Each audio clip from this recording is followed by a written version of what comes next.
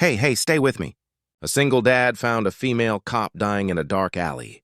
What he and his dog did next would stun the entire police force. The night was silent, the kind of quiet where every little sound feels louder than it should. Jake, a single father in his early 30s, had just finished another long shift at the mechanic shop.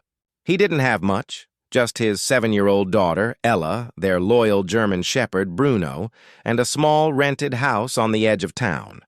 But what Jake lacked in money, he made up for in grit, compassion, and a sense of duty that never faded. As he walked Bruno down an empty street, the dog suddenly froze, muscles tight, ears straight, eyes locked ahead. Before Jake could react, Bruno lunged forward, pulling him toward a narrow, dark alley.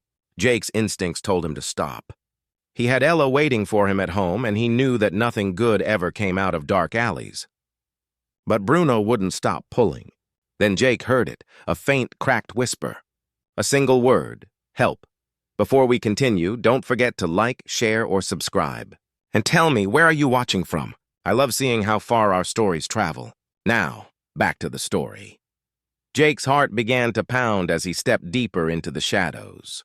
That's when he saw her.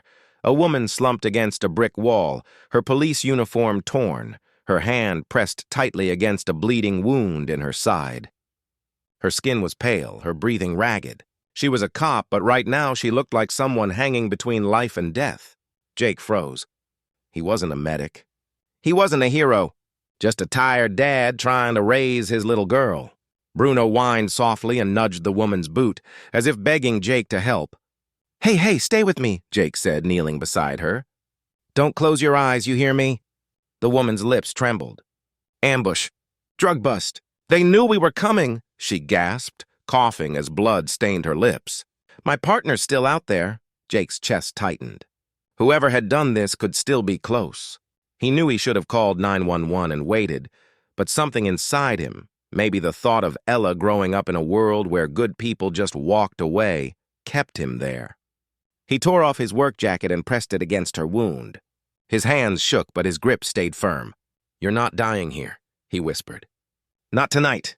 Suddenly Bruno barked, sharp, loud, protective. He spun toward the far end of the alley, teeth bared, growling. Jake looked up and saw movement. 2 shadows creeping closer. One of them held something metallic that caught the streetlight. His stomach dropped.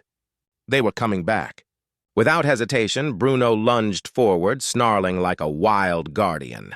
The men cursed, stumbling backward in shock. Jake grabbed the officer's radio and fumbled with the button until a burst of static broke through.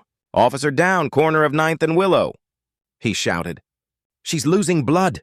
Send backup now. In the distance, the faint sound of sirens began to echo through the night. The attackers turned and bolted, disappearing into the darkness, with Bruno chasing them until they were gone.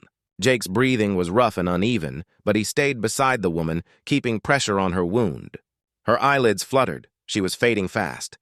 Hey, he said softly, trying to keep his voice steady. I've got a little girl at home. She's 7.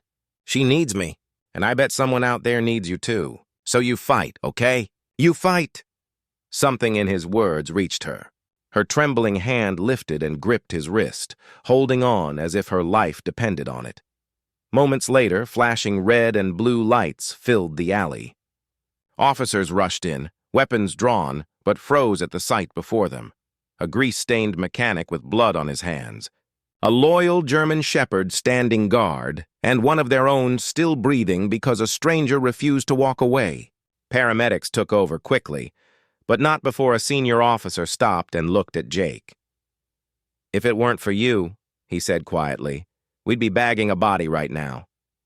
Jake shook his head, drained. I only did what anyone would have done, he murmured. But deep down he knew that wasn't true. Too many people would have kept walking, convincing themselves it wasn't their problem. As they lifted the wounded officer onto a stretcher, her hand slipped from his wrist, but not before she whispered something faint, something only Jake could hear. Tell your daughter. Her dad's a hero. Jake stood frozen as the sirens wailed and the vehicles pulled away, Bruno pressing close against his leg. He didn't feel like a hero. He was just a father, a man who couldn't turn his back on someone else's fight for life. Yet that night, what Jake and Bruno did would echo through the entire police force and far beyond, reminding everyone that courage doesn't always wear a badge. This story touched millions of hearts. If it touched yours, comment touching story and subscribe for more stories like this one.